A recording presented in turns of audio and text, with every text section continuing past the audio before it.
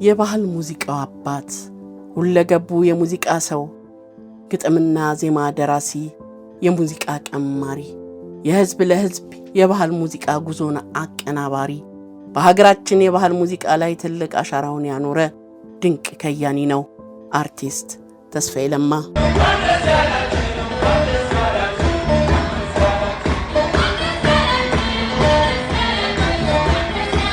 ውልደቱ አዲስ አበባ ከተማ 6 ኪሎ ምስካየ ኅዙናን መድኃኔዓለም አካባቢ ነበር። አባቱ አቶ ለማ እጅግ ሲበዛ ሃይማኖተኛ፣ ጾምና ጸሎትም የማይለያቸው፣ ዓለማዊ ነገር የማያጓጓቸው፣ በቀያቸውና በመንደራቸው አንቱ የተባሉና የተከበሩ አዛውንት ነበሩ። ጋሽ ተስፋዬ የሁለተኛ ደረጃ ትምህርቱን በተፈሪ መኮንን ትምህርት ቤት አጠናቋል። 6 ኪሎ አካባቢ ለሱ የተለየች የትዝታ ማህደሩ ነች። በተለይ በጥምቀት በዓል ወቅት በጃን ሜዳ የነበሩት ልዩ ልዩ ትዕይንቶች፣ ጭፈራዎችና ዘፈኖች መቼም ቢሆን ከህሊናው የማያወጣቸው ትዝታዎቹ ናቸው። ገና በልጅነት ዕድሜው ልቡ ወደ ወደደውና ቀልቡ ወደ ተሳበበት ሙያ ለመቀላቀል እንዲችል ያደረጉት በተፈሪ መኮንን ከበሮና ትራምፔት የሚጫወቱ ሰልፈኞች ነበሩ። ሰልፈኞቹ በተለይ ሚያዝያ 7ና ሐምሌ 16 በዓላት ላይ ቀይ ካባ፣ ሰማያዊ ከረባትና ነጭ ሱሪ ለብሰው የተለያዩ ማራኪ ትዕይንቶችን ያቀርቡ ነበር። በየጊዜው እነዚህን ሰልፈኞች ሲመለከት እንደነሱ ለመሆን ይመኝ ነበር። እነሱ እንደሚያደርጉት ለማድረግ በቤት ውስጥ ጥሩምባ እየነፋ ሲለማመድ ያገኙት አባቱ ክፉኛ ተቆጡ። ተስፋዬም ከባድ ቅጣት ተቀጣ። ጥፋቱ በቅጣት ብቻ የሚቀርለት አልሆነም። በኢትዮጵያ ሬዲዮ ጧት ጧት ጸሎት ከተሰማ በኋላ ዘፈን ያዳምጥባት የነበረችውን ሬዲዮ ቁም ሳጥን ውስጥ ተቆለፈባት። ተስፋዬ ግን የጎረቤት አጥር ስር ጆሮውን እየለጠፈ ስሜቱን በከፊል ያስደስት ነበር። በተለይ የክብር ዘበኛ የሙዚቃ ክፍል የሰልፈኛ ሙዚቃ የሚያሰማቸው ልዩ ልዩ ሙዚቃዎች ልጅ ተስፋዬን በጣም እየማረከው ስለመጣ በየአደባባዩ ከነሱ ጋር እየተከተላቸው አብሮ መንፈሱን ያስደስት ነበር። በዘመኑ በተለይ እነ ጥላሁን ገሰሰ፣ እሳቱ ተሰማ፣ ተፈራ ካሳና ተዘራ ኃይለ ሚካኤል ታይቶ በማይታወቅ መንገድ በሙዚቃቸው የህዝቡን የሙዚቃ ስሜት ለውጠውት ነበር።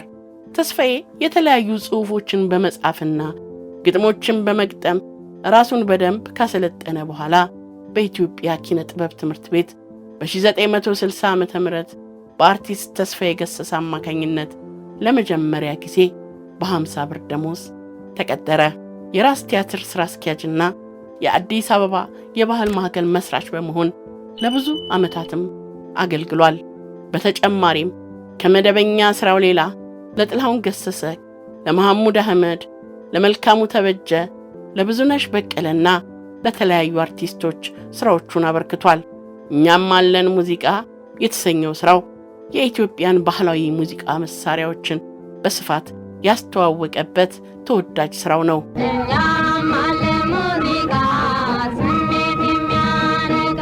በተለያዩ የሀገራችን ክልሎች በመዘዋወር ቀድሞ ይታወቁ ከነበሩት 4ቱ ዋሽንት፣ ክራር፣ መሰንቆና ከበሮ በተጨማሪም በርካታ ባህላዊ የሙዚቃ መሳሪያዎችን በማሰባሰብ ጥናት እንዲደረግባቸውም አድርጓል።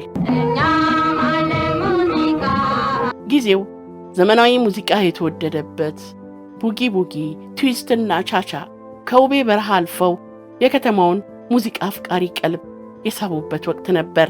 ከዛም አልፎ የክቡር ዘበኛ፣ የምድር ጦር፣ የፖሊስ ዘመናዊ ባንድ እነ ጥላሁን ገሰሰና አለማየሁ እሸቴ የገነኑበት ወቅት ስለነበር የባህል ሙዚቃን ለመመልከት የህዝቡ ፍላጎት እምብዛም ነበር። የሙዚቃ ዝግጅት በቀዳማዊ ኃይለ ሥላሴ ልደት አዳራሽ እንኳን ሲኖር እነ ተስፋዬ ከ5 ዘፈን በላይ እንዲጫወቱ አይፈቀድላቸውም ነበር። የሚሰጣቸው ጊዜም 30 ደቂቃ ብቻ ነበር። ተስፋዬ ለማ የባህል ሙዚቃ አርበኛ ሆኖ የተነሳው በዚህ ሰዓት ነበር። ከአሜሪካ የሰላም ጓድ በመሆን ወደ ኢትዮጵያ የመጣው ቻርለስ ሳተን በባህል ቡድኑ የሙዚቃ ጨዋታና በሙዚቃ መሳሪያዎቹ በመገረምና በመመሰጥ መሰንቆ ለመማር ተስፋዬ ለማን ጠይቀዋል። ተስፋዬም ጌታ መሳይ አበበን መሰንቆ እንዲያስተምረው ይመድብለታል። ቻርለስ የሙዚቃ መሳሪያውን የመልመድ ከፍተኛ ፍላጎት ስለነበረው መሰንቆ መጫወትን በአጭር ጊዜ ለመደ። ሩቅ አሳቢው ተስፋዬም ቻርለስን ከባህል ቡድኑ ጋር ይቀላቅለዋል። ዘፈን ደርሶ መድረክ ላይ እንዲጫወት ያደርገዋል። ቻርለስ ኦርኬስትራ ኢትዮጵያን ተቀላቅሎ መጫወት ሲጀምር የሕዝቡም ስሜት ተቀየረ። ከባህር ማዶ መጥቶ የእኛን የባህል ሙዚቃ መሳሪያና አማርኛ ለምዶ ሲጫወት እንዴት እኛ የራሳችንን እንዘነጋለን በሚል የሕዝቡ አመለካከትም ተቀየረ። ተስፋዬ ለማም ወጣት ድምፃውያንን እነ ፀሐይ እንዳለንና የሺ መብራቴን በመጨመር ኦርኬስትራ ኢትዮጵያን አጠናከረው። በሕዝብም ዘንድ ተወዳጅነትን አገኘ። የሚሰጣቸውም ጊዜ ከ30 ደቂቃ ወደ 1 ሰዓት ከፍ እንዲል ተደረገላቸው። ሙዚቃቸውን ሕዝብ ወደደው።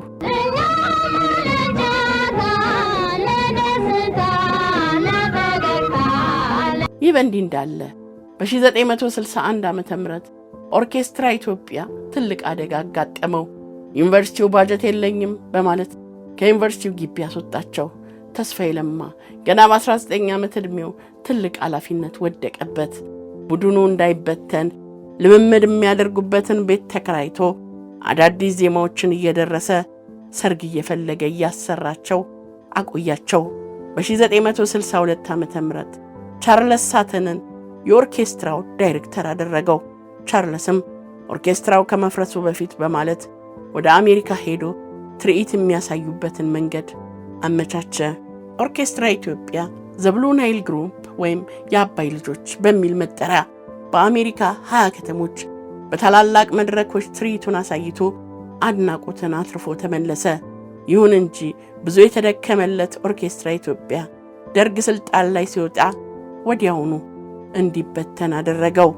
ተስፋዬ ለማ ኦርኬስትራ ኢትዮጵያ ከፈረሰም በኋላ በተቋቋመው የአዲስ አበባ ዩኒቨርሲቲ የባህል ማዕከል ውስጥ የራሱን አሻራ ጥሎ አልፏል።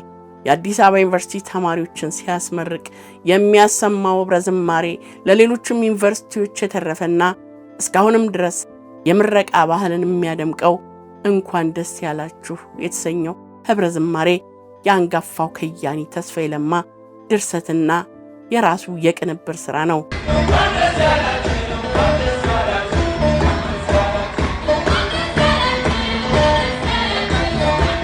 የባህል ማዕከሉ የሚታወቅበት ሌላው ዘማሬ ጆኒ ምንዳ ነው የተሰኘው ዘፈን የጋሽ ተስፋዬ የጥበብ ውጤት ነው። ዕውቁ የሙዚቃ ሰው ተስፋዬ ለማ ይታወቅ የነበረው በዚህ ብቻ አልነበረም። በኢትዮጵያ የሙዚቃ ታሪክ ውስጥ ለገነኑት ድምፃውያን ግጥምና ዜማ በመስጠት ይታወቃል። ከነዚህ ሥራዎቹ መካከል ተወዳጁ የጥበብ ሰው ጥላሁን ገሰሰ የተጫወታቸው ምርጥ ሥራዎች ይገኙበታል። አልማዝን አይቼ፣ ፍቅርሽ ነው የጎዳኝ የተሰኙት ሥራዎች ከፍተኛ ተወዳጅነትን አግኝተውለታል። እነዚህ ጥላሁን የተጫወታቸው ዘፈኖች በተለይም አልማዝን አይቼ የተሰኘው ሥራው ከወቅቱ ፖለቲካ ጋር ተገናኝቶ በጥላሁን ላይ የከፋ መዘዙን ይዞ መምጣቱም አልቀረም።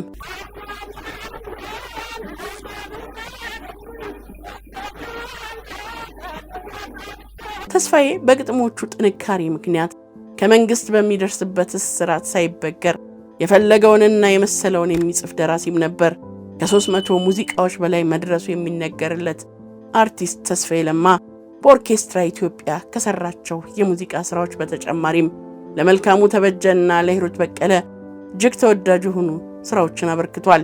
በዘመኑ ለነበሩ ወጣት ድምፃውያን በር የከፈተ የሙዚቃ ባለሙያ ነው የሚባለው ተስፋዬ ለማ በ1970 ዓ.ም በራስ ቲያትር አመራርነት ተመርጦ ሰርቷል።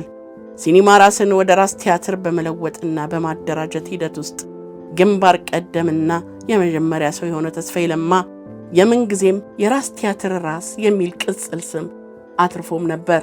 ቲያትር ቤቱም ወጣትና አዳዲስ ሙዚቀኞች እንዲኖረው እነሱም ዕውቅና እንዲያገኙ አስችሏል። አርቲስት ተስፋዬ ለማ ለራስ ቲያትር ከመለመላቸው 4 ከባድ ሚዛን የጥበብ ሰዎች ንዋይ ደበበ፣ ፀሐይ ዮሐንስ፣ ኤልያስ ተባበልና ሻምበል በላይነህ ይጠቀሳሉ። ከሷ ጋር እያለሁ የለሁ በ1970ዎቹ መጨረሻ አካባቢ በአውሮፓና በአሜሪካ ተጉዞ የነበረው ተወዳጁ የህዝብ ለህዝብ የባህል ሙዚቃ ጉዞን ካቀናበሩት ሰዎች መካከል ግንባር ቀደም ተጠቃሽ ነበር። ጉዞ ከተጠነሰሰበት ወቅት ጀምሮ ለጉዞ መሳካት ከፍተኛ ጥረት ሲያደርግ ከመቆየቱም በላይ ከቡድኑ ጋር ተጉዟል። የህዝብ ለህዝብ ዓላማ የነበረው በ1977 ዓ.ም ላጋጠመን የድርቅ አደጋ ለረዳችሁን እናመሰግናለን የሚል የምስጋና ጉዞ ነበር እና በዚህ ዝግጅት ላይም እናመሰግናለን የሚለውን መግቢያ ግጥሙን የጻፈው ራሱ ተስፋዬ ለማ ነበር። በአሜሪካው ዝግጅት ላይ ግን ከቡድኑ ተለይቶ ኑሮውን እዛው አሜሪካ አድርጎ ቀረ። ይህ ሁኔታ ግን ተስፋዬን ከሚወደው ሙያ አላራቀውም። እዛው አሜሪካን ሀገር የኢትዮጵያ አሜሪካውያን ባህል ማዕከል በማቋቋም ከኢትዮጵያ ስነ ጥበብ ሙዚቃና ባህል ጋር የተያያዘ ሥራ ሲሰራ ነበር። እንቁጣጣሽ በአሜሪካ የተሰኘ ዓመታዊ መሰናዶም በማዘጋጀት ይታወቃል። የተለያዩ የሙዚቃና እርሻ መሳሪያዎችን ወደ አሜሪካ በመውሰድ እዛው ተወልደው ለሚያድጉ ልጆች ማስተማሪያ የሚሆን ተስፋ የተሰኘ የኢትዮጵያ የባህል ሙዚየም ከፍቶ ነበር።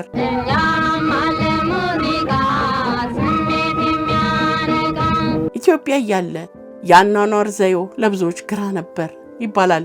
ትዳር ሰዎችን ስራቸውን አተኩረው እንዳይሰሩ ያደርጋል ብሎ ስለሚያምን ሳያገባ ዕድሜውን አሳልፏል። ሰርግና ለቅሶ የሚባሉ ማህበራዊ ግንኙነቶችን ፈጽሞ ምቾት አይሰጡትም። የኢትዮጵያ የሙዚቃ ታሪክ የተሰኘ መጽሐፉና የሙዚቃ ድርሰቶቹም የትውልድ መዘከሪያ ሆነው ተመዝግበዋል። ጠቢቡ ተስፋዬ ከውጭና ከሀገር ውስጥ ለሙያው ከተሰጡት ሽልማቶች መካከል ልጁ ከዓመታት በፊት በአዲስ አበባ የተቀበለችለት የሥነ ጥበባት የሕይወት ዘመን ሽልማትና በአሜሪካ በሚሊኒየም ጊዜ ከኢትዮጵያ ማህበረሰብ የተቀበለቻቸው ሽልማቶች ይገኙበታል። ተስፋዬ የኢትዮጵያን የሙዚቃ ታሪክ በመጽሐፍ ያሳተመ ሲሆን ከዚህ ሌላ የደርግ ኑዛዜና የጠረጴዛ ጨዋታዎች የሚልና አንድ ወቅት በአሜሪካ የተሰኙ መጽሐፍትንም አሳትሟል። የሚወደውን ሕዝብ በሚወደው ሙያ ሲያገለግል የኖረው ተስፋዬ በዋሽንግተን ዲሲ ከተማ ለ12 ዓመታት ይኖርበት በነበረው የአዛንቶች መኖሪያና መጦሪያ ማዕከል ውስጥ በስኳርና በኩላሊት ህመም ለረጅም ጊዜ ሲሰቃይ ቆይቶ ጥር 24 2005 ዓ.ም ሕይወቱ አልፏል። በሕይወት እያለ ብቻ ሳይሆን ካረፈም በኋላ ለየት ያለ ነገሩ ቀጥሏል። ሕይወቴ ካለፈ ማንም ለኔ ለቅሶ እንዳይቀመጥ አስከሬኔንም አቃጥሎት በማለቱ ይኸው ፍላጎቱ ተሟልቶለት ሥርዓተ ቀብሩ አስከሬኑን በማቃጠል ተፈጽሟል።